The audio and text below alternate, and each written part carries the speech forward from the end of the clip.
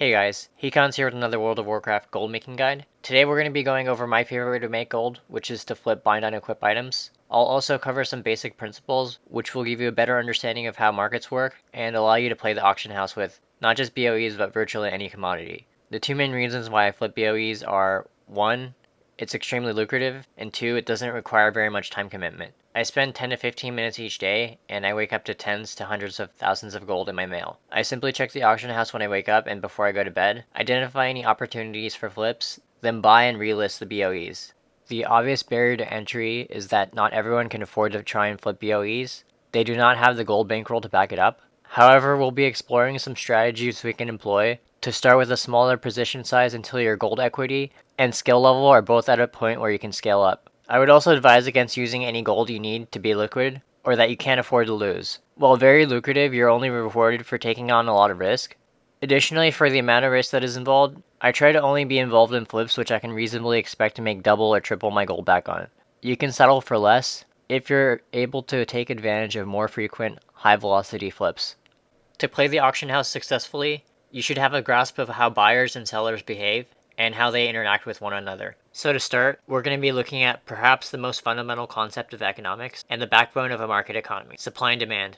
The law of demand is a claim that, all other things equal, the quantity demanded of a good falls when the price of a good rises, and we can represent this simply with a downward sloping line which I've marked D here.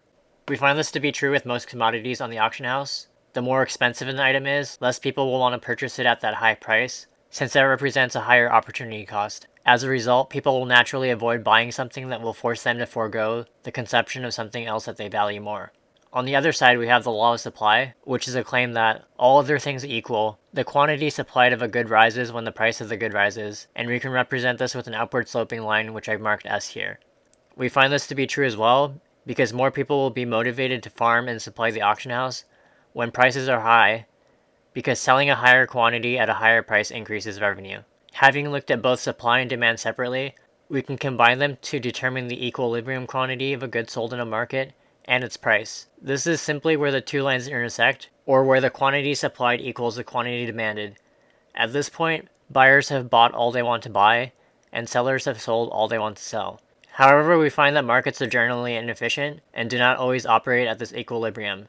As a result, we can take advantage of this disequilibrium to make gold. One of the easiest ways to make gold flipping BOEs, or any given commodity, is to identify a shortage and trade it. A shortage occurs when there's excess demand, that is, anytime when the price is set below the equilibrium price. Because the price is so low, too many buyers want the good while sellers are not listing enough of it. In the context of selling BOEs in WoW, anytime you identify that the price of a BOE is set too low, and there are very few of them listed on the auction house, I would say that it's safe to assume that there is a shortage. In those instances, you would buy out that item and relist it at a much higher price, depending on your flip strategy, either closer to the equilibrium price or substantially above what you estimate the equilibrium price to be. To illustrate this example, I have two flips to share with you guys, where I made over 150k on an initial cost basis of 54k, or about 100k net profit.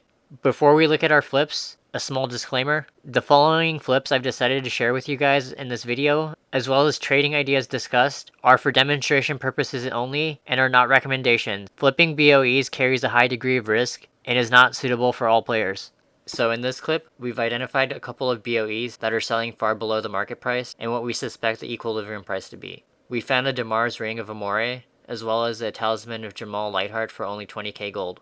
Additionally, there is only one of each ring currently on the auction house, so buying them and relisting will make us the sole seller. One of the merits to the BOE flipping method for making gold is that the supply relationship is a factor of time. Time is important to supply because suppliers must, but cannot always, react quickly to a change in demand or price. Since the drop rate on BOEs is random, and even the type of BOE that drops is random, one of 26 possibilities, BOE farmers cannot proactively farm a specific BOE and are slow to react. In the most extreme cases, where we are the only seller, we can dictate the price.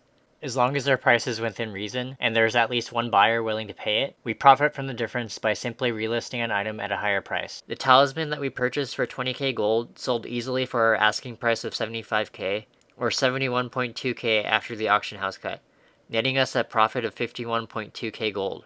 Again, in this clip, we found a vastly oversized ring up on the auction house for 32k. From prior sales, we know that this is priced too low, and that there are people willing to pay much more, so we're going to purchase this ring to relist. Initially, we listed this ring for 80k, but over the weekend, we bumped the price up to 85k, since we know that there is much more action on the AH on the weekends.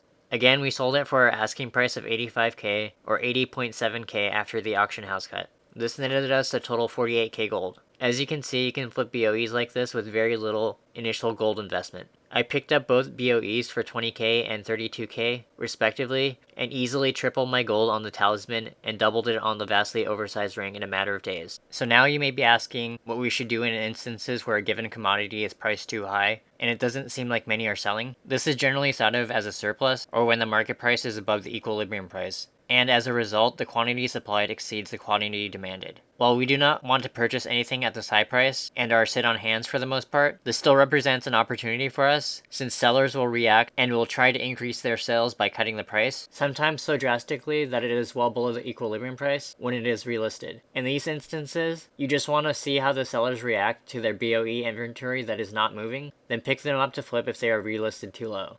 Another method worth mentioning is to snipe or hunt for mistake listings. Though this is totally random and generally unreliable to count on for consistent gold making, you do on occasion find items that are severely underpriced and profit from them. Here's an example of a mistake listing where I found a mirrors for 40 gold buyout. Oftentimes you have sellers who automate their listings and the add-ons will undercut a worthless sub 835 item level BOE with an 835 or better. Other times you have sellers who fat finger and forget to add a few zeros to their buyout price. I relisted and sold the mirrors for 40k, which is nearly 100,000% return on investment on my initial purchase price of 40 gold. You can also look for auctions with only a bid and no defined buyout price. If they are priced low, you can place a bid on the item just a few minutes before it closes to try to win it. Here I bid on a Sino's Mantle of Sin just a few minutes before it ended, and I ended up winning it for 8k. I expect to be able to flip this for between 40 to 75k, bringing me a substantial profit. If you're interested in sniping auctions and BOEs, I would recommend that you take a look at the add-on TSM Sniper. I do not use it myself, but I had a friend on Twitter have some success with it, so it may be worth checking out. Anyways, that's going to be it for this guide.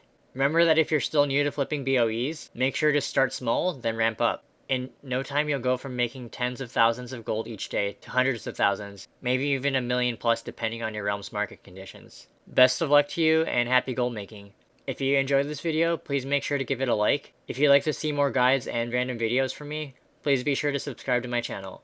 I hope you all have an amazing week. I'll see you guys in the next video. Late.